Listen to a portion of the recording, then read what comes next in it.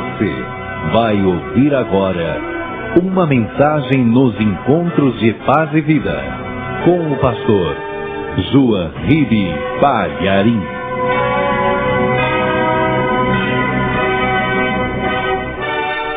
Muito bem. Primeiro livro do profeta Samuel, capítulo 5. Vamos nos colocar todos em pés para ouvirmos a palavra de Deus. E você que já achou, verifique se ao teu lado tem alguém sem a palavra.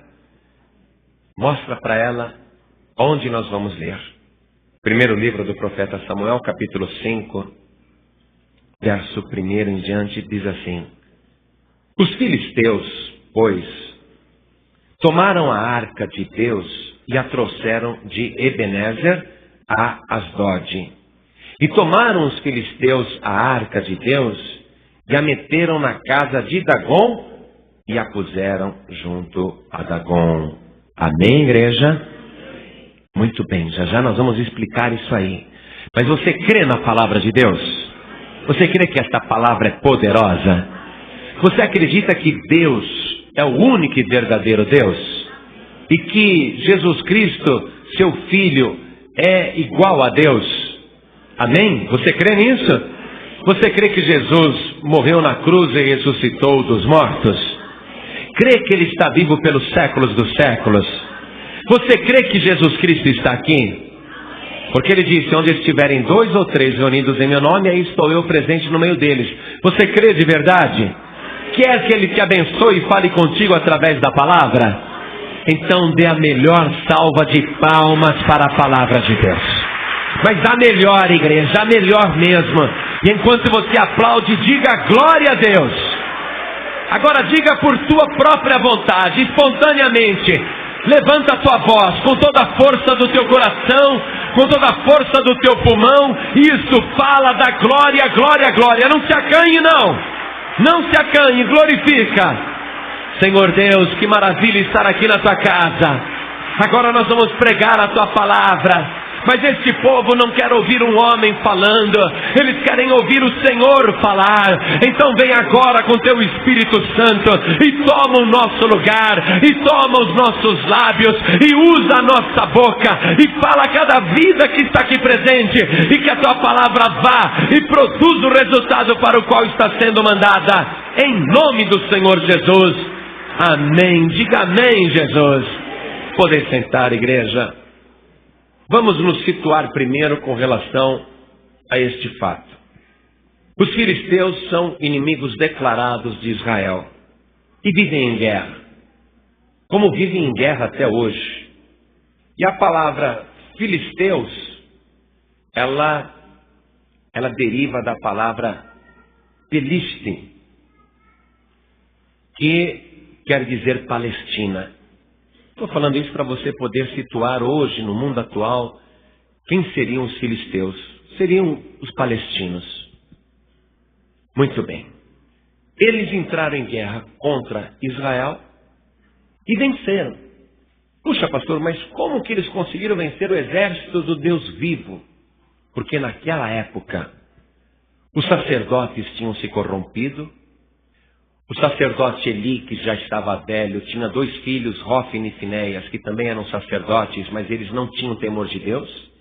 Rófine e Finéias, eles recebiam mulheres imorais e praticavam atos imorais na porta do templo.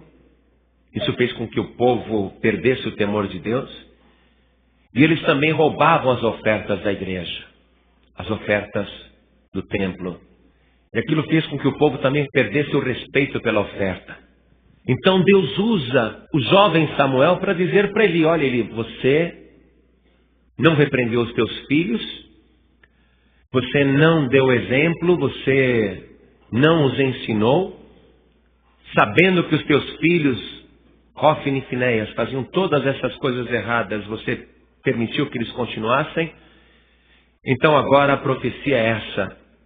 Seus filhos, Rófine e Finéias, vão morrer no mesmo dia, e a arca vai ser levada, e Deus vai desamparar Israel por causa do pecado do povo. E quando os filisteus entraram em guerra contra Israel, Deus estava permitindo que os inimigos prevalecessem contra o povo de Israel, como uma forma até de mostrar o cumprimento da profecia. Quando os filisteus ganharam aquela batalha, eles mataram os 2 filhos do sacerdote Eli. Hofni e Finéias morreram no mesmo dia. E quando o mensageiro veio trazer a notícia para o sacerdote Eli, que os 2 filhos tinham morrido, diz a palavra que ele estava muito velho, muito pesado, e levou um susto tão grande ao saber que os filhos tinham morrido, cumprindo-se a profecia, e que a arca do Senhor tinha sido levada pelo exército inimigo. Ele caiu da cadeira, quebrou o pescoço e morreu. E uma das esposas ali, uma nora de Eli, estava grávida e teve um parto antes da hora, uma hemorragia tremenda, e ela morreu dando à luz. Só tragédia. E o povo de Israel perdeu a guerra, e o que é pior ainda para eles, eles perderam o símbolo da presença divina. Porque a arca do Senhor, a arca de Deus, ela representava a presença de Deus em Israel. Esta arca, ela tinha sido feita nos tempos de Moisés. E Moisés fez a arca seguindo um modelo dado pelo próprio Deus lá no Monte Sinai. Esta arca, ela era muito valiosa porque era também chamada de a Arca do Testemunho. Dentro daquela arca, Moisés colocou as tábuas da lei que Deus esculpiu em pedra com seu próprio dedo. Os 10 mandamentos. Então, esta arca era sagrada, por ter sido dada por Deus, por ter as pedras com os 10 mandamentos escritos pelo dedo de Deus, e também havia ali uma amostra do maná, aquele maná que o povo comeu no deserto durante 40 anos, o pão do céu, e também tinha a vara de Arão que havia florescido. Quer dizer, só relíquia, só coisas históricas valiosíssimas. E esta arca que Deus tinha mandado Moisés construir e que vinha do tempo de Moisés, ela ficava guardada no tabernáculo, no lugar mais santo que existia, no Santo dos Santos, no lugar santíssimo. E o próprio sacerdote não podia entrar ali de qualquer maneira ou estando em pecado, porque aquela arca representava a santidade de Deus, e se alguém entrasse ali em pecado, podia morrer. E Deus tinha dado uma ordem expressa de que nunca ninguém deveria olhar dentro da arca, o que tinha dentro da arca. Evitar a curiosidade, porque se alguém fizesse isso, morreria. Então aquela arca era sagrada. Era uma arca que o povo de Israel, quando tinha uma batalha contra qualquer exército, e a batalha era difícil, eles levavam aquela arca no campo de batalha. E aquela arca no campo de batalha representava a presença de Deus que iria vencer os inimigos. E em todas as guerras que Israel levou a arca de Deus, eles venceram a batalha. Então agora a arca foi tomada pelos filisteus com a vontade permissiva de Deus.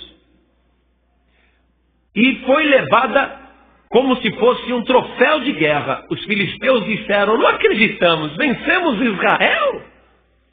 Conseguimos vencer o Deus de Israel? Esse Deus invencível que tirou eles do Egito, que arrasou com Faraó, nós conseguimos vencer também o Deus de Israel? Então quer dizer que o Deus que nós acreditamos, o Dagon, é um Deus mais poderoso do que o Deus de Israel. O nosso Deus é mais forte. E quem era Dagon? O Deus Dagon. Esse Deus Dagon, ele era venerado já há 2.500 anos antes de Cristo. E ele tinha um templo na terra dos filisteus, numa cidade chamada Asdod. Então os filisteus pegaram a arca do Senhor como um troféu de guerra e levaram a arca e colocaram no templo de Dagon. como se estivessem dizendo: olha, Dagom, obrigado por ter nos dado esta vitória contra o Deus de Israel. Ficou provado que Dagom é Deus mais poderoso do que o Deus de Israel. Mas não era isso. Não era. Deus permitiu que o inimigo tivesse vitória porque o povo estava fora da sua vontade. O povo tinha se rebelado, o povo tinha perdido o temor, o povo não obedecia mais.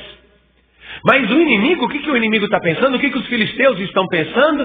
Que o Deus Dagom é mais poderoso do que o Deus de Israel. Sabe o que isso nos ensina?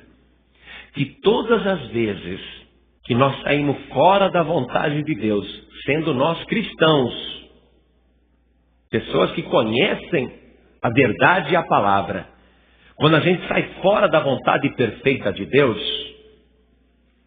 nós vamos dar chance para o inimigo ter vitória.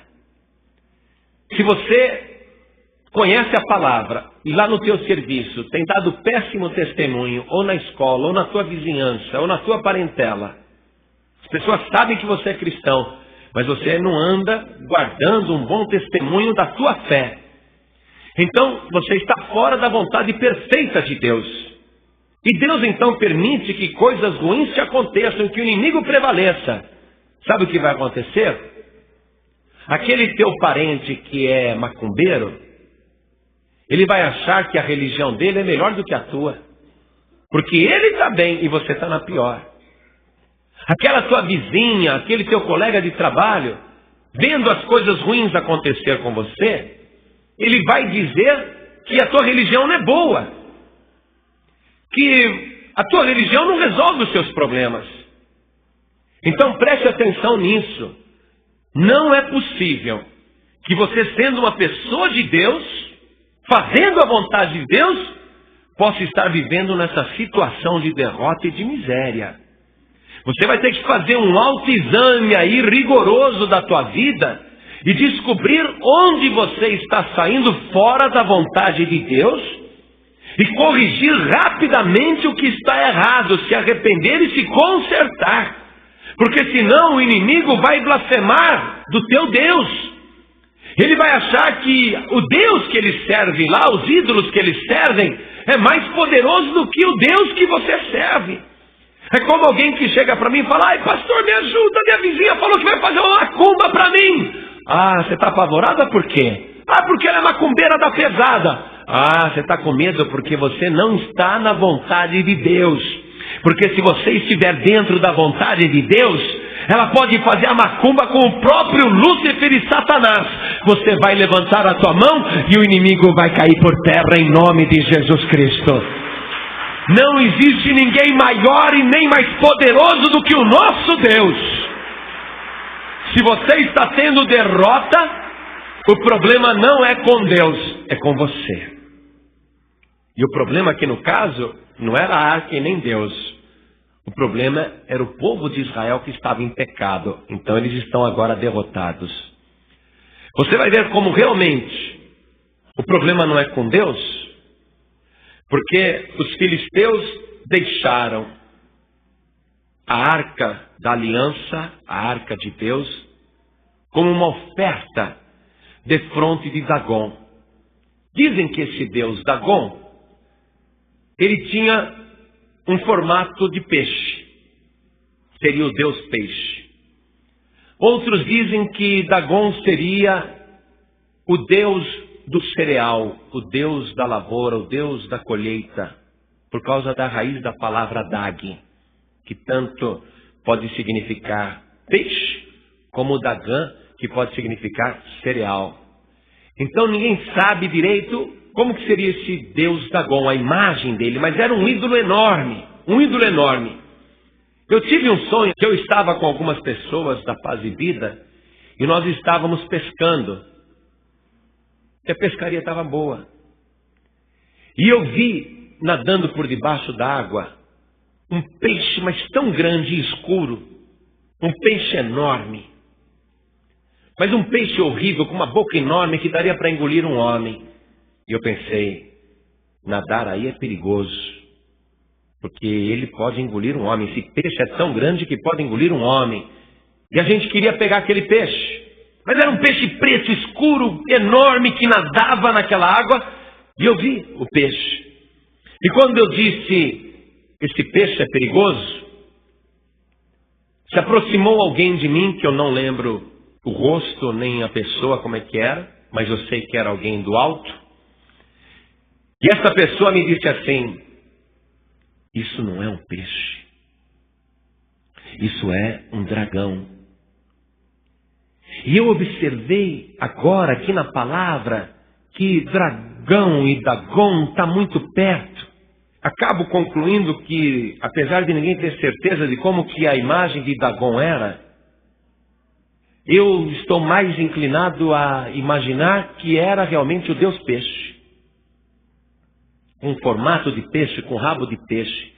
Porque o peixe que eu vi ali naquelas profundezas, ele era tenebroso. E me disseram, é um dragão, não é um peixe. Eu só sonhei isso. Estou ligando uma coisa com a outra apenas para te falar, para você entender. Muito bem. Esse sonho até mostra que existem outros poderes. Poderes que agem perigosamente. Poderes com os quais você não pode facilitar.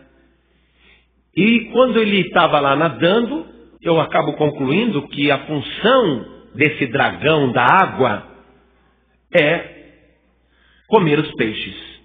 Se alimentar dos peixes e das pessoas que caem ali, naquela espécie de rio que não era um rio de água limpa. Eu acabo concluindo isso. Então não há dúvida nenhuma que há muitos mistérios e muitas forças no universo, muitas. Então, os filisteus estão agora louvando Dagon. Pegaram a arca de Deus, que era uma espécie de um baú, e colocaram aqui, era um baú todo de ouro, folheado de ouro por fora e por dentro, feito de madeira de citim, e as tábuas da lei lá dentro, com os querubins em cima do propiciatório. E está de oferta ali. Então eles louvam a Dagon e diz, o Deus Dagon é maior do que o Deus de Israel.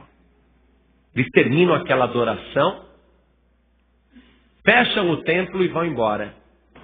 No dia seguinte, pela madrugada, eles voltam ali para adorar Dagon, para homenagear Dagon.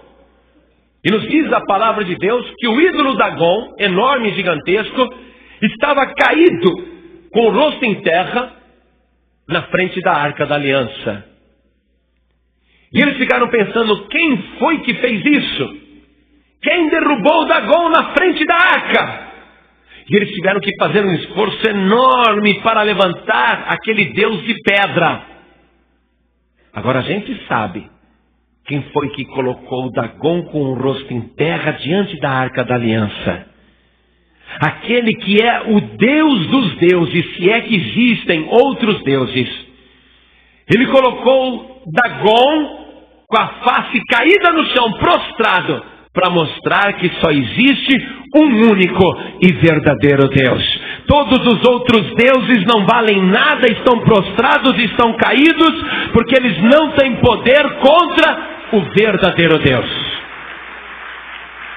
Então você percebe aí que o problema não está com a arca nem com Deus, porque Deus agora começa a humilhar Dagon. O problema realmente estava com o povo de Israel por causa do seu pecado. A causa da derrota era culpa do próprio povo. Então eles levantam. Que triste, né? Tem um Deus que precisa da ajuda do homem para se levantar. Tem um Deus que os homens têm que fazer força para ele ficar de pé, porque, coitadinho, ele não consegue ficar de pé sozinho. Aí puseram ele de pé e o adoraram. O dia inteiro adoraram. E sabe como que eles adoravam Dagon? Até hoje as igrejas naquela parte do mundo não têm poltronas, nem cadeiras, nem bancos. As pessoas sentam-se no chão. Então eles vinham, sentavam-se no chão, com a perna assim, né? E ali ficavam em oração e adoração a Dagon. Então eles levantaram Dagon e ficaram ali sentados no chão, uma grande multidão dentro do templo de Dagon, mas já desconfiando que alguma coisa estava errada. Quem tinha derrubado Dagon? Eles não deram crédito para Deus, não. Mas eles passaram aquele dia adorando Dagon, sentados no chão. No dia seguinte, de madrugada, eles voltam no templo. Está de novo a imagem de Dagon caída no chão. Só que a cabeça cortada fora. E as mãos de Dagon separadas também do tronco. Só ficou o tronco. E eles ficaram irados. Quem pode ter feito isso com Dagon? E eles sentaram-se no chão para lamentar aquilo. Quem estava fazendo aquilo dentro do templo do grande Deus Dagon? E Deus vai começar a fazer uma coisa que eu acho que às vezes Deus é cômico. Diz a palavra que eles foram atacados de hemorroidas. Imagina a pessoa sentada no chão. Sentadas no chão, assim, e de todos começou a sair a hemorroida. De todos. Começou da coceira, né? Eu acho que às vezes Deus gosta de zombar do homem. Começou da coceira que ninguém aguentava. Tiveram que ficar de pé, mas não dava para disfarçar. Era muita coceira. Todas as hemorroidas saindo para fora. E eles ficaram desesperados. Ali naquela cidade, diz aqui o versículo 6, porém a mão do Senhor se agravou sobre os de Asdod, sobre aqueles moradores de Asdod, e os assolou e os feriu com hemorroidas a Asdod e aos seus termos. Vendo então os homens de Asdod que assim era, disseram: não fique conosco a arca do Deus de Israel, pois a sua mão é dura sobre nós e sobre Dagon, nosso Deus. Eles viram que era um abacaxi. A arca da aliança, a arca de Deus, era uma bênção para o povo de Israel quando estava na obediência. Mas quando o povo saiu da obediência, deixou de ser uma bênção. A arca sagrada ali com os inimigos filisteus não iria trazer bênção, mas estava trazendo maldição. O que nós aprendemos aí? Primeiro, que não adianta a pessoa achar que é religiosa, achar que vai na igreja, faz campanha, etc. e tal, e achar que só por causa disso ela vai ser abençoada. Não adianta ela acreditar em Deus ou invocar a Deus apenas, estando fora da vontade do Senhor. Perde a bênção. Então, quem conhece tem que ficar fiel. Agora, os inimigos que levaram a arca, isso nos mostra o seguinte: que aquilo que é sagrado e é de Deus, não pode ficar com o homem, não pode ficar com a mulher. Porque aquilo que é uma bênção, estando no lugar santíssimo, por ser sagrado, por ser de Deus, na mão de uma pessoa que não está no temor, nem preparada, e nem digna daquilo, e nem tem direito sobre aquilo, ao invés de ser uma bênção, acaba sendo maldição para a sua vida. Você quer ver uma coisa muito séria? O dízimo, por exemplo. Dá para comparar ele com a arca. Porque o dízimo é santíssimo ao Senhor, e é do Senhor, e é da casa do Senhor. Quando a pessoa pega o dízimo em obediência a Deus, em obediência à palavra, no temor, sendo fiel, e entrega fielmente o dízimo na casa do Senhor, aquele dízimo vai ser uma bênção para a pessoa, se ela entregar na casa do Senhor, se devolver para Deus. Agora, o dinheiro do dízimo na mão da pessoa, e ela dizendo: eu vou precisar, Deus sabe, e ela gastando aquilo sem temor, e nunca repõe, nunca conserta, ela continua usufruindo, pegando aquilo que não é dela. Então o dízimo, que deveria ser uma bênção para a pessoa, aquele dinheiro acaba sendo uma maldição na mão da pessoa. E o que acontece? Doenças, tormentos, problemas, dificuldades, atraso de vida, acidentes, roubos, assaltos. Então a pessoa começa a perder tudo, porque a mão de Deus pesa sobre aqueles que não têm temor, sobre aqueles que não são fiéis. Então não fique de jeito nenhum com aquilo que é de Deus. Porque aquilo que é de Deus só pode ser usado por Deus. Tem a parte que é sua, que você pode usar, e Deus abençoa, e vai ser multiplicado, e Deus vai te dar vitória, se você permanecer firme na palavra, fiel a Deus. Mas se você se atrever a pegar o que é de Deus e a usar o que você não tem direito de usar, então aquilo, ao invés de trazer bênção, vai trazer maldição. É por isso que Deus fala, lá em Malaquias capítulo 3, no verso 9, ele diz assim: com maldição sois amaldiçoados, porque me roubais a mim. Em que te roubamos, Senhor? Nos dízimos e nas ofertas alçadas. Então a pessoa fica com o dízimo pensando que aquele dinheiro vai ser útil, e aquele dinheiro vai ser uma maldição na vida dela. Os filisteus estão sentindo aqui a mão de Deus pesando, e eles sendo feridos com hemorroidas. Olha aí, a maldição entrando. Então aqueles homens disseram: olha, a mão desse Deus de Israel é dura contra nós e contra o nosso Deus Dagom. Vamos mandar então para outra cidade. E eles enviaram a arca para Gate, uma outra cidade da Palestina, dos filisteus. E ali acontece também a mesma tragédia. Veja o versículo 9. E sucedeu o quê? Desde que rodearam Gate com ela, a mão do Senhor veio contra aquela cidade com muito grande vexação, pois feriu os homens daquela cidade, desde o pequeno até o grande, e tinham hemorroidas nas partes secretas. Puxa, que lugar que Deus resolve mandar doença, né? Para vexação, para vergonha, nas partes secretas, hemorroidas. Então os habitantes de Gate também foram amaldiçoados com a presença da arca. Aquela arca, para quem está na obediência, é uma bênção.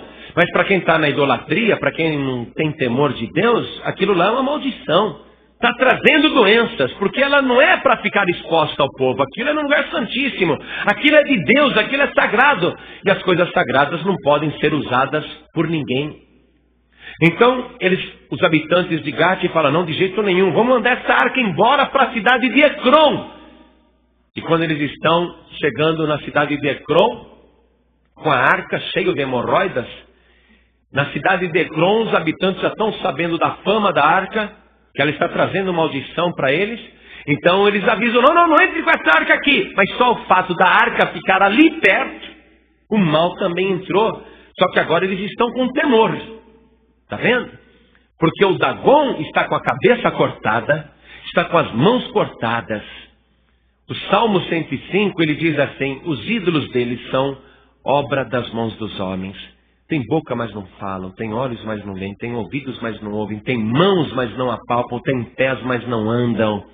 Eles estão clamando para Dagom, mas Dagom não está resolvendo o problema. E o próprio Dagom não resolve nem o problema dele mesmo. Está lá com a cabeça cortada e as mãos cortadas. Ninguém pode socorrer uma pessoa nessa situação. Veja se na tua casa você não tem um Dagom. Pastor, que é isso? Eu não tenho nenhuma imagem de Deus peixe lá. Mas às vezes você tem outro ídolo. Às vezes você tem outra imagem. E é por isso que a tua vida não é abençoada. Por isso que você não consegue vitória. É só derrota, derrota. Quer dizer, está fora da vontade de Deus. E Deus está pesando a mão. O que eu faço, pastor? Primeiro, aqui os filisteus estão fazendo a coisa errada. Não sei se você percebeu. O que eles estão fazendo? Opa, estamos com um problema com essa arca. Tira essa arca daqui. Eles estão tirando a coisa errada. O que eles iriam tirar? Dagom. Eles iriam ter tirado o ídolo Dagom, mas eles estão tirando a arca.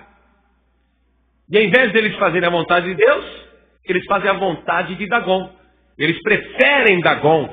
Então, se você quer a tua bênção, preste atenção. Não vai tirar a palavra de Deus da tua casa. Não vai tirar a fé da tua casa, da tua mente, do teu coração. Não vai tirar as coisas de Deus do teu coração. Não. Mas tire tudo o que está te impedindo de ser uma pessoa feliz. Tem imagens, tem ídolos, tem isso, tem aquilo, tem pirâmide, tem ferradura, tem pé de coelho, tem um monte de superstição dentro da tua casa, jogo de baralho, jogo de dominó. Tem muita bebida dentro da tua casa. O que tem dentro da tua casa? Dá uma olhada, dá uma analisada, revista pornográfica, dá uma olhada, dá uma analisada. Retira tudo isso da tua casa e fica com o Deus Todo-Poderoso. E a bênção será sobre a tua vida, a bênção será sobre o teu lar. Tudo que você fizer vai ser abençoado. A doença não vai entrar dentro da tua casa. Os filisteus estão no erro. Eles querem tirar a arca. Eles deviam ter tirado Dagon. E lá em Ecrom, acompanhe comigo, versículo 10. Então enviaram a arca de Deus a Ecrom. Sucedeu, porém, que vindo a arca de Deus a Ecrom, os de Ecrom exclamaram, dizendo: transportaram para nós a arca do Deus de Israel, para nos matarem, a nós e ao nosso povo. Quer dizer, tem temor. Começou a sentir temor. É o princípio da sabedoria.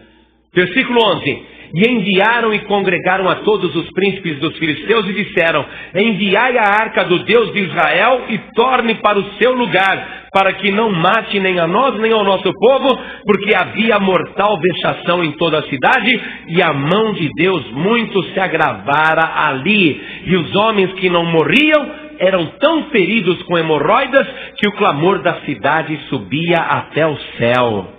Era choro de noite. Agora, o que adianta o clamor dos habitantes de Ecrom subir até o céu? Eles estão fora da vontade de Deus. Os que não morrem de hemorroidas ficam feridos, cheirando mal e chorando, gritando para o céu. Deus não responde. Porque a causa do sofrimento é que a pessoa está fora da vontade de Deus. Então eles chamaram lá uns adivinhos. Veja como eles estavam realmente no pecado. Diz aqui o capítulo 6, verso 3. Fazendo saber como tornaremos a enviar a arca ao seu lugar. E os adivinhos disseram. Eu vou ler o versículo 2 para dar mais sentido. Preste atenção. 1 Samuel 6, verso 2. Os filisteus chamaram os sacerdotes e os adivinhadores, dizendo: que faremos nós da arca do Senhor? Fazendo saber como a tornaremos a enviar ao seu lugar. Quer dizer, eles estão no erro, consultando adivinhos, os quais disseram: se enviardes a arca de Deus a Israel, não a envieis vazia, porém sem falta lhe enviareis uma oferta para expiação da culpa, então sereis curados, e se vos fará saber, porque a sua mão não se tira de vós. Os adivinhos estão dizendo: vocês vão devolver? Mas não pode devolver sem oferta. Você vê, até o ímpio sabe disso. Tem gente que fala: não, vou para a igreja, mas não dou oferta não. Até os ímpios sabem que tem que ofertar. Se vocês enviarem a arca de volta, não envie vazia não, envie com uma oferta. Que tipo de oferta? Eles perguntaram. Acompanhem comigo o versículo 4. E disseram: segundo o número dos príncipes dos filisteus, 5 hemorroidas de ouro e 5 ratos de ouro, porquanto a praga é uma mesma sobre todos vós e sobre todos os vossos príncipes. Quer dizer, eles vão ter que fazer hemorroidas de ouro, uma oferta. Eu não sei como é que eles vão conseguir fazer isso. Mas eles estão na superstição, né, coitados? Eles vão ter que fazer uma hemorroida de ouro, uma não, 5. E 5 ratos também. Porque os ratos estão se multiplicando na cidade, porque tem gente morrendo sem parar, a peste se espalhou. 5 ratos de ouro e 5 hemorroidas dentro da arca. Então eles fazem, não sei que formato que tinha, mas eles acreditam em ídolos, eles fazem oferta nesse formato. Versículo 5. Fazei, pois, umas imagens das vossas hemorroidas. Meu Deus, que humilhação. E as imagens dos vossos ratos que andam destruindo a terra, e dai glória ao Deus de Israel. Ô igreja, agora vai. Apesar de todo o erro, apesar de todo o misticismo, mas agora eles estão com temor e estão dando glórias ao único e verdadeiro Deus. Dai glória a este Deus. E aí que a coisa começa a melhorar para o lado deles. E você vê que coisa, eles não roubaram a arca porque ela era de ouro, e eles não acharam que era um troféu. Agora eles vão devolver a arca e vão devolver ainda com ouro dentro. Não importa se é em formato de rato ou de hemorroida, mas é ouro. O povo de Israel depois vai derreter aquilo lá e vai aproveitar o ouro. Então eles estão devolvendo, mas com riquezas. A Bíblia diz que a riqueza do ímpio passa para o justo. Amém? Aquele que não serve a Deus, ele trabalha, ganha dinheiro para dar àquele que agrada a Deus. Isso é lei. E está se cumprindo aqui. Os filisteus estão agora devolvendo a arca, mas com riquezas para o povo de Israel.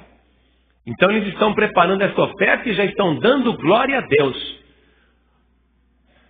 Uma vez, uma mulher cristã, ela tinha a mania de dar glória a Deus por tudo. Em tudo. Até quando acontecia coisa ruim, ela dizia graças a Deus. E a Bíblia diz, em tudo dai graças. E ela tinha um vizinho ateu. E esse vizinho ateu zombava e dizia, minha senhora, a senhora acorda de manhã e diz graças a Deus? Por quê? Ah, porque foi Deus que me levantou. Mas a senhora ia levantar do mesmo jeito se Deus não te levantasse.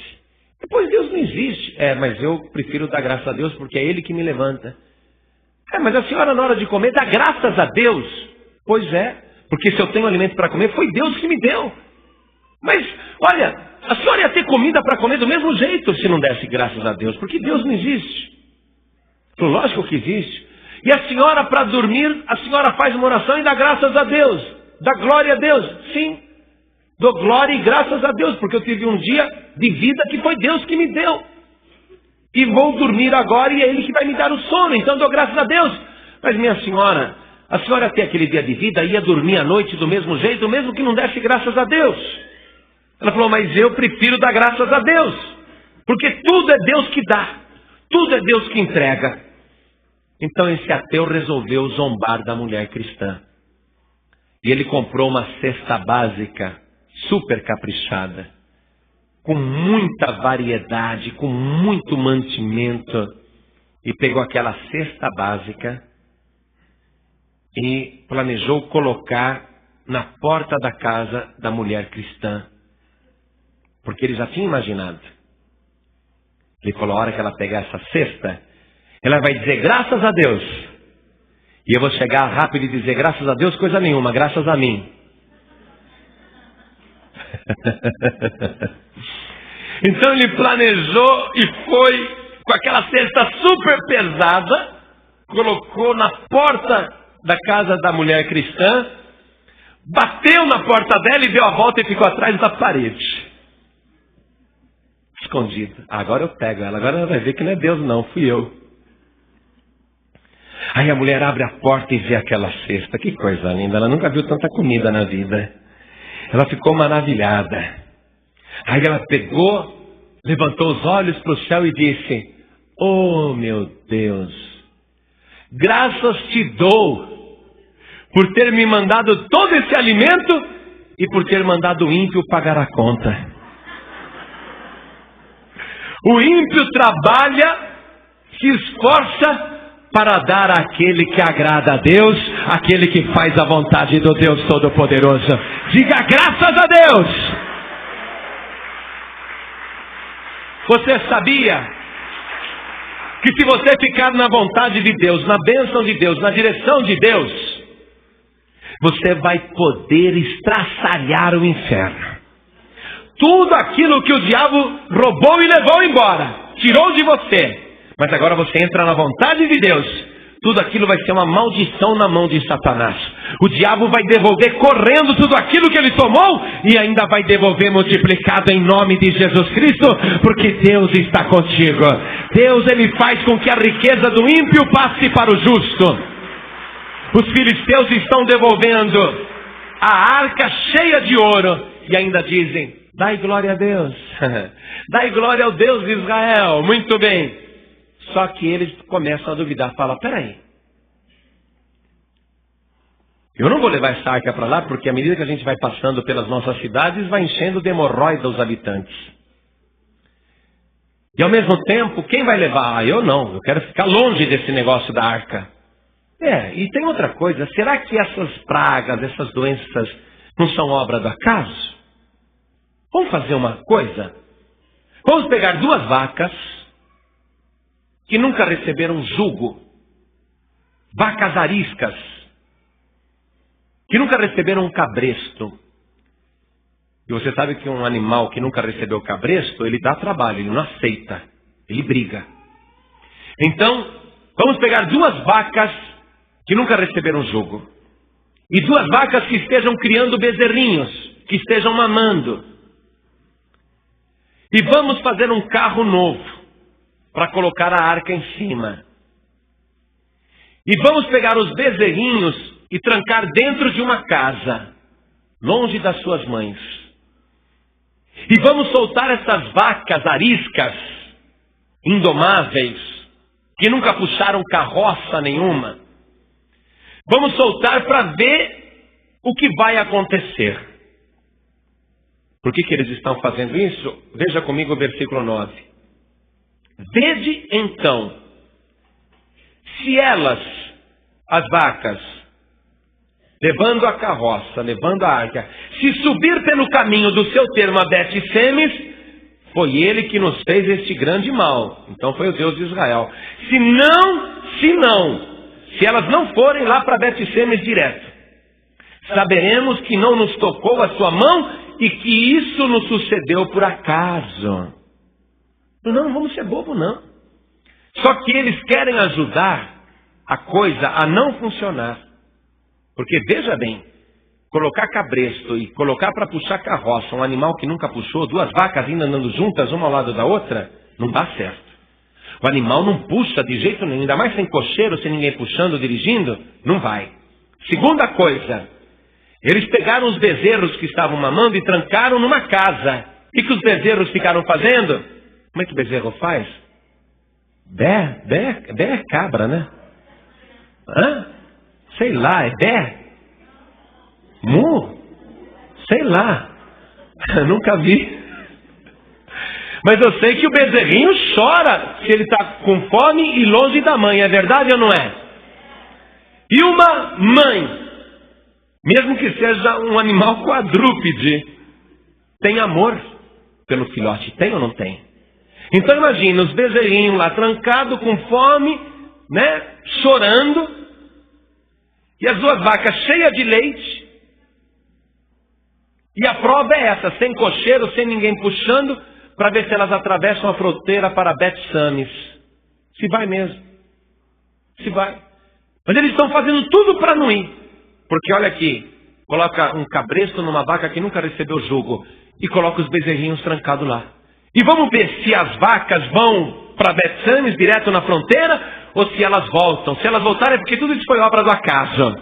E nos diz a palavra de Deus aqui, acompanhem comigo, no versículo 10. E assim fizeram aqueles homens e tomaram 2 vacas que criavam e as ataram ao carro. E os seus bezerros encerraram em casa. E puseram a arca do Senhor sobre o carro, como também o cofre com os ratos de ouro e com as imagens das suas hemorroidas. Então as vacas se encaminharam diretamente pelo caminho de Bet-Semes e seguiam o mesmo caminho, andando e berrando, sem se desviarem nem para a direita nem para a esquerda. Sem se desviarem nem para a direita nem para a esquerda. Foram direto atravessando a fronteira para Israel. Escuta, ouve bem agora, porque essas 2 vacas estão dando uma lição espiritual para nós. Elas estão a serviço de Deus, devolvendo uma coisa sagrada ao seu legítimo dono, que tem um templo em Israel, que tem um tabernáculo em Israel. Elas estão indo na direção de Deus, fazendo a vontade de Deus, obedecendo a Deus. O que elas fazem? Elas deixam o território, elas deixam a cocheira, elas deixam os filhotes e elas vão direto, sem se desviar nem para a esquerda nem para a direita. Essas 2 vacas aqui estão sendo mais fiéis do que muitas pessoas que não são capazes de deixar nada para trás e que não andam na direção de Deus, que uma hora vai para a esquerda, outra hora vai para a direita. Mas você, meu querido, você não é um animal irracional, você não é um quadrúpede. Veja bem, você está ouvindo a palavra de Deus. Então hoje tome o caminho certo, tome o caminho reto, tome a direção correta e vá na direção do nosso Senhor e Salvador Jesus Cristo, sem desviar para a direita, sem desviar para a esquerda. Continua firme, porque Deus vai te abençoar. Deus está na direção da tua vida. E assim elas fizeram. E assim elas foram. Nós poderíamos ficar falando aqui mais uma hora, mas o que interessa para você é isto. Eu creio que desse acontecimento você já pegou todas as lições principais. Primeiro, não adianta dizer que é de Deus, conhecer a palavra e estar fora da vontade de Deus. Não adianta estar na igreja e fora da vontade de Deus. Confiar que pelo simples fato de você estar vindo na igreja, você pode fazer o que quiser. Porque aí Deus, Ele retira a bênção e entrega você para os inimigos. Jesus disse, bom é o sal, vós sois o sal da terra. Mas se o sal se degenerar, para nada mais presta a não ser para ser lançado fora e ser pisado pelos homens. Então, essa é a primeira coisa, tem que estar na vontade de Deus. Segunda coisa, aquilo que é sagrado, aquilo que é de Deus, você não pode usar. O que é de Deus é de Deus. Dai a César o que é de César e dai a Deus o que é de Deus. Tem coisa que é sua e tem coisa que é de Deus. O que é de Deus é sagrado. Amém, igreja? E além do teu dízimo e outras coisas, ofertas, etc., o teu corpo também tem que ser de Deus e tem que ser sagrado a Deus. Você tem que dar a tua vida para o Senhor Jesus. Você não pode recusar isso. Porque se você desobedecer, você será largado aos inimigos. E os inimigos vão prevalecer contra a tua vida, não porque eles são melhores, mas porque você é igual a eles. Ou até pior do que eles, porque você conhece a palavra e não está obedecendo. Outra coisa que nós aprendemos aqui, que nós temos que andar no caminho para fazer a vontade de Deus, sem nos desviarmos nem para a esquerda e nem para a direita. E o principal, não existe outro Deus. Não existe Dagon, não existe Baal. Aliás, os filisteus acreditavam que Dagon era o pai de Baal. Esses dois deuses que o Deus de Israel humilhou e mostrou que não eram deuses coisa nenhuma. Só existe um único e verdadeiro Deus. E é Ele que está mandando esta mensagem para a tua vida, para que você agora entre no caminho e atravesse a fronteira. Você não foi criado para ficar no território dos filisteus. Você não foi chamado para andar atrás de misticismo ou falsas religiões.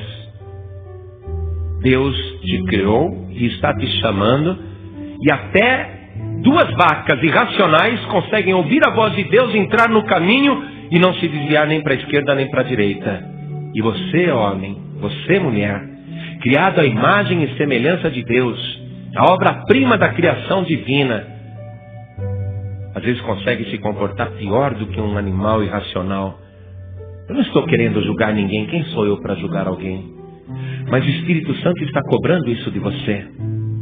É Deus que está falando que você tem que entrar no caminho reto. E Jesus disse, eu sou o caminho, a verdade e a vida. Então você tem que vir. Você tem que vir. Porque a única maneira de você ser uma bênção não é no território dos filisteus. Você vai ser uma bênção na casa de Deus, na presença de Deus. E é muito simples. Tudo o que você tem que fazer agora é dizer, Senhor, pequei contra ti. Sabendo a tua vontade, fiz o oposto. E agora eu quero te pedir perdão, e quero me consertar contigo, quero andar neste caminho reto, sem me desviar nem para a direita nem para a esquerda. Eu quero consertar a minha vida e registrar que Jesus Cristo é o meu único Salvador, porque eu entendi também que Ele é a minha arca da aliança. É Ele que faz a minha aliança contigo. É através do Senhor Jesus que eu sinto a presença de Deus. Então, neste momento, eu quero fazer uma pergunta simples. E quando eu digo eu quero, o Espírito Santo até me repreende.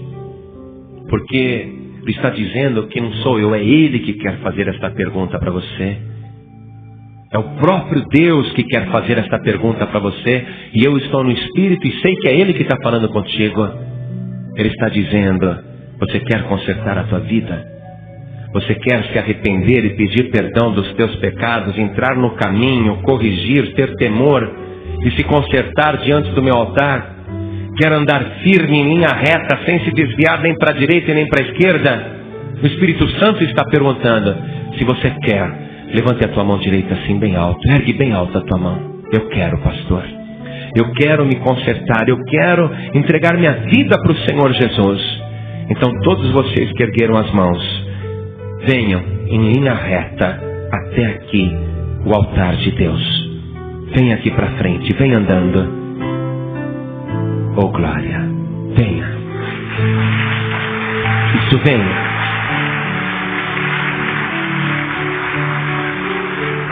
Venha, venha rápido, isso, venha correndo.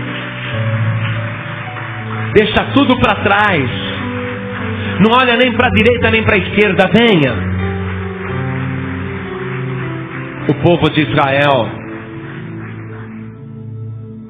quando viu a arca de volta, glorificou a Deus, mas não tiveram temor. E muitos habitantes daquela cidade de Bet-Semes abriram a arca para olhar o que tinha dentro. E diz que morreram 56 mil pessoas daquela cidade. Uma mortandade só. Porque tem que haver temor para se aproximar de Deus. Das coisas sagradas tem que haver temor, não curiosidade. Curiosidade não. Deus não é show, Deus não é espetáculo. Para que a pessoa se aproxime dele tem que haver temor. E sabe o que o Espírito Santo está dizendo? Que você precisa manifestar o teu temor aqui na frente. Não aí no lugar que você está sentado, não. Não na tua poltrona, nem na tua cadeira, nem no lugar que você está em pé. Você tem que manifestar o teu temor diante do altar de Deus. Se aproximar de Deus com temor. E o Espírito Santo está me garantindo que tem pessoas no auditório da igreja que tem que vir aqui para frente para consertar a sua vida. E se você sabe que essa palavra é contigo, não fique aí não. Saia do teu lugar e venha aqui para frente agora. Venha em nome de Jesus.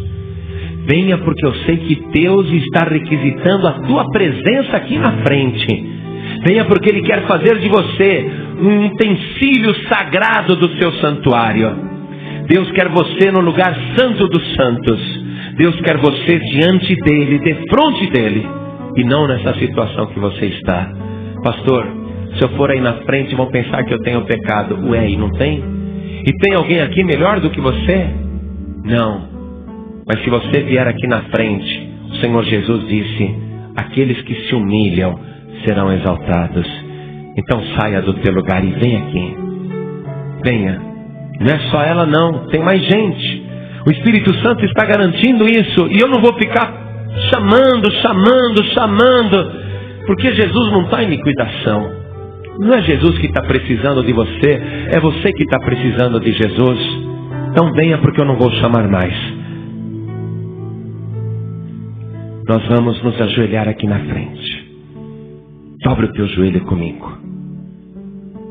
Coloque a mão direita sobre o teu coração. Feche os teus olhos. Ore comigo assim. Meu Deus e meu Pai, eu preciso muito do teu perdão. Eu preciso muito deste conserto. Eu senti temor no meu coração. Eu sei que não há outro Deus, nem outro Salvador. Não existe outra aliança para eu fazer contigo, a não ser através do teu Filho Jesus. Por isso, meu Pai, eu me rendo aos teus pés para te pedir perdão dos meus pecados e para render a minha vida, para que o Senhor me santifique, me purifique, me perdoe. Isso, ore mesmo. Deus vai confirmar esta obra na tua vida. Continue em espírito porque nós vamos orar. Toda a igreja estenda as mãos na direção destas vidas. Agora você que devia estar aqui na frente e não veio, é uma pena. Eu acho que você devia vir. É uma pena, porque você devia estar aqui. E eu sei, o Espírito Santo está dizendo mesmo que você tinha que estar aqui. Quem sou eu? Quem sou eu para exigir isso de você? Mas é o Espírito Santo de Deus que está ordenando a você que está aí, se escondendo. O Espírito Santo está te mandando ainda vir aqui à frente. Por isso não fique não. Não fique, venha. Venha. Puxa, como Deus é misericordioso. Se dependesse do pregador, a oração já tinha até acabado. Mas como depende dele, ele continua te chamando. E agora você está vindo. Isso. Vamos aplaudir o nosso Deus.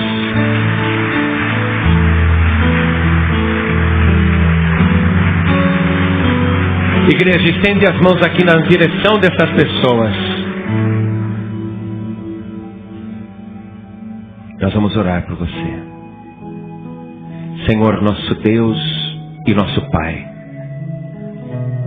o teu filho, a tua filha compreendeu que não adianta só estar dentro da tua casa, fazer campanha de oração.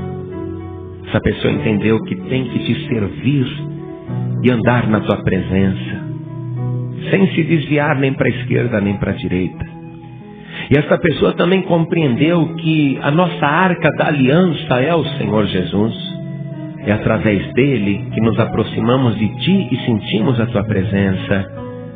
E estas pessoas vieram a Deus para se consertarem contigo, para te pedirem perdão, para receberem Jesus como único Salvador. Então faz uma obra tremenda na vida desta pessoa, porque a partir de hoje tudo vai ser diferente. A vida dela vai melhorar. A vida desta pessoa realmente vai ser uma vida rica de bênçãos, porque ela está no teu temor, e o inimigo não vai prevalecer contra ela em nenhum momento. Nenhum adversário poderá prevalecer contra este homem, contra esta mulher, porque eles estão debaixo da proteção da tua mão. Então confirma esta bênção agora, Deus, sobre todos estes que estão aqui, em nome do Senhor Jesus. Assim seja. Amém, Senhor. Amém. Amém? Então se levante agora do teu lugar e vamos dar a melhor salva de palmas para o Senhor Jesus. Diga graças a Deus. Você acabou de ouvir uma mensagem nos Encontros de Paz e Vida com o pastor João Ribe Palharim.